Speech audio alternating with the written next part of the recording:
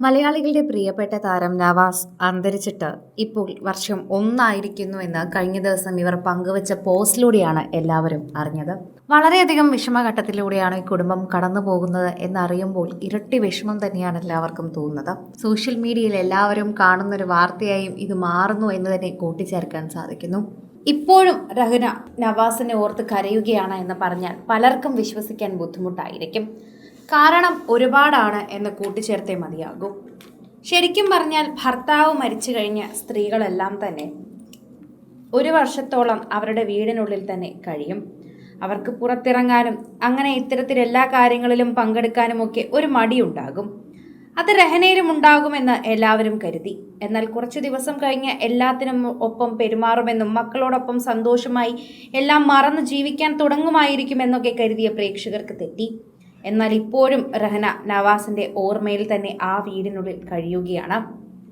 മക്കളോട് കാര്യങ്ങൾ പറയുമ്പോഴും അല്ലെങ്കിൽ ആ വീട്ടിൽ ഓരോ കാര്യങ്ങൾ എടുക്കുമ്പോഴും ഇപ്പോഴും രഹനയുടെ കണ്ണുകൾ നിറയും. മക്കൾ അച്ഛന്റെ ഓർമ്മയ്ക്കായി എപ്പോഴും ചെയ്യുന്നൊരു കാര്യം അച്ഛന്റെ വസ്ത്രങ്ങൾ എടുത്ത് ധരിക്കുന്നതാണ്. അച്ഛന് ഒരുപാട് നല്ല വസ്ത്രങ്ങളുണ്ടായിരുന്നു.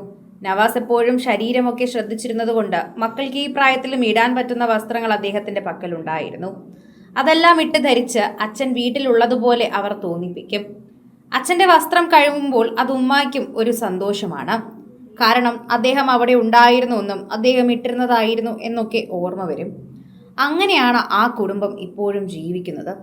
ശരിക്കും പറഞ്ഞു കഴിഞ്ഞാൽ ആ കുടുംബത്തിന് ഇതുവരെ ആ ഒരു മരണത്തിൽ നിന്ന് എഴുന്നേൽക്കാൻ സാധിച്ചിട്ടില്ല. അങ്ങനെ ഒരിക്കലും അവർക്ക് എഴുന്നേൽക്കാൻ പറ്റുമോ എന്നും അറിയില്ല. കാരണം അത്രയേറെ വിഷമത്തിലൂടെയാണ് ആ കുടുംബം കടന്നു പോകുന്നത് എന്നതാണ് സത്യം. ആ ഒരു വിഷമത്തിൽ പങ്കുചേരാൻ മാത്രമേ നമുക്കാകൂ. അവരുടെ വിഷമത്തിൻ്റെ ആഴം അളക്കാനോ അല്ലെങ്കിൽ അവരുടെ വിഷമത്തിൻ്റെ വാക്കുകൾ അളക്കാനോ ഒന്നും നമുക്ക് സാധിക്കില്ല.